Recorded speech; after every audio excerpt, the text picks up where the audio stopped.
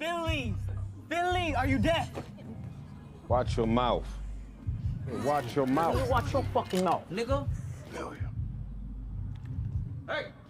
The story begins in Los Angeles, 1992, where Mercer is shown answering a call from Child Protective Services after being granted conditional custody of his son, Antoine. As he goes to wake Antoine up for school, a man named Riggin approaches his friend Copeland and persuades him to join him for one final heist, hoping it will allow them both to leave their criminal lives behind. Meanwhile, Mercer prepares breakfast for Antoine at home, though the boy refuses to eat. At the same time, the radio broadcasts updates about a white police officer named Rodney King, who, along with other officers, brutally assaulted an innocent black man. King's trial is drawing immense outrage from the black community. Mercer attempts to connect with Antoine, but the boy demands answers about Mercer's absence throughout his childhood and his failure to be there when his mother had her accident. Although Mercer tries to stay patient, he eventually loses his temper, especially after Antoine curses under his breath when Mercer imposes a strict curfew due to rising tensions over the Rodney King case.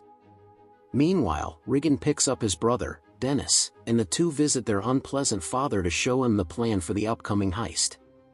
Back at Mercer's side, he visits a local grocery store where he notices some young thugs harassing the Asian cashier. Mercer politely asks them to back off, but one of them threatens him with a gun. Their older leader, DeVille, quickly intervenes, scolding them for not recognizing Mercer and explaining his former importance in the community. DeVille apologizes and asks Mercer when he was released from prison, revealing that Mercer's absence was due to his incarceration. Mercer explains that he was freed 6 months ago and is trying to stay out of trouble.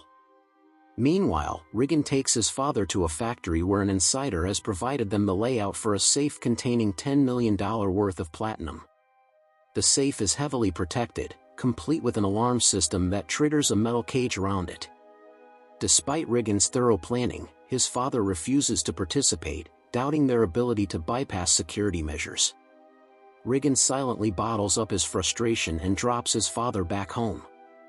Meanwhile, Mercer is shown arriving at the same factory where he works, chatting with the security head, Joseph, about how tensions might explode if the Rodney King verdict favors the white officer.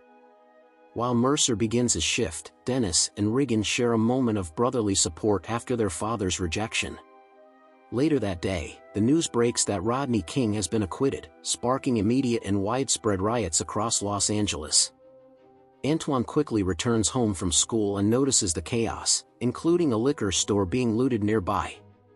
Watching the unfolding news, Riggin realizes the distracted police forces present a golden opportunity for their heist.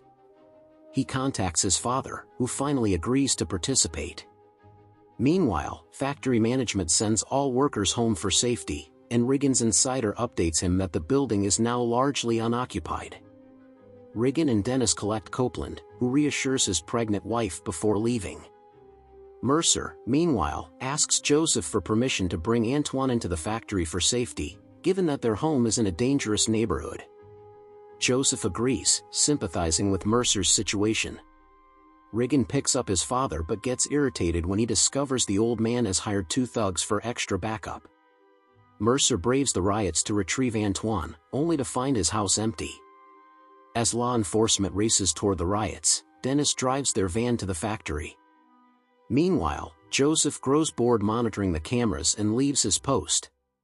Riggin and his crew tase and restrain the exterior guard before crashing their van through the main entrance. They advance through the loading dock, assuming no one is present, but encounter Joseph by the vending machine.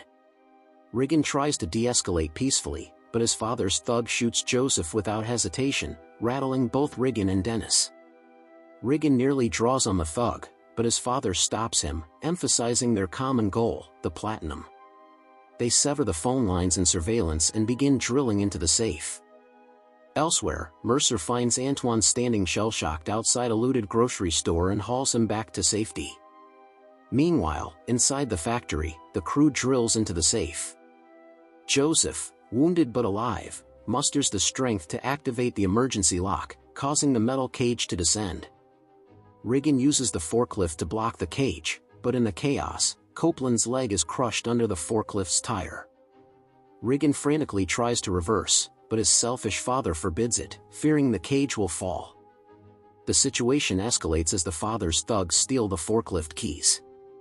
Meanwhile, a police helicopter, alerted by the alarm, approaches the building but leaves after seeing nothing suspicious. As Mercer and Antoine try to navigate the chaotic streets, they're pulled over by racist cops who illegally search them but release them after finding nothing. The experience shakes Antoine. Back at the factory, the robbers manage to breach the safe using explosives just after the helicopter leaves. Riggin heads off to prep the van while Dennis washes Copeland's blood off his hands. At that moment, Mercer and Antoine arrive at the factory. Mercer notices the absence of the entrance guard but proceeds, sending Antoine toward the bathroom. There, Antoine startles Dennis, who reacts by pulling a gun on him. Mercer discovers Joseph's dead body, retrieves his gun, and is immediately fired upon by the thugs. He evades them and desperately searches for Antoine, finding him missing. Mercer kills the building's power to gain the upper hand, knocking out one thug before catching Riggin preparing the van. Mercer subdues Riggin and ties him up. Meanwhile, Dennis delivers Antoine to Riggin's ruthless father, who interrogates the boy in front of a screaming Copeland, whose crushed leg had to be amputated. Mercer attempts to interrogate Riggin but quickly pieces together that they're after the platinum. Sneaking into the safe room, he witnesses Riggin's father threatening Antoine. When Copeland's cries become unbearable, the old man executes him in cold blood, horrifying both Dennis and Antoine. Antoine manages to convince the old man that he was only looking for his missing father, prompting the man to let him go. Unfortunately, his thugs soon report that Riggin has gone missing, leading the old man to realize Antoine lied. Furious, he uses Antoine as bait to lure Riggin out. Meanwhile, the thugs discover that someone has sabotaged the van by removing its rotor. Mercer, having escaped, tries to signal a police helicopter, but it flies away without noticing him. One of the thugs ambushes Mercer, attempting to beat the location of the rotor out of him. Mercer fights back fiercely, ultimately killing the thug, whose body crashes through the glass ceiling of the safe room, shocking everyone inside. Mercer returns to Riggin and frees him, expressing sympathy for the betrayal Riggin has suffered at the hands of his own father. Riggin, realizing Copeland is dead, switches allegiance. Meanwhile, the old man and his remaining thugs soak the vault area with acid to destroy evidence while hurriedly loading the platinum into the van.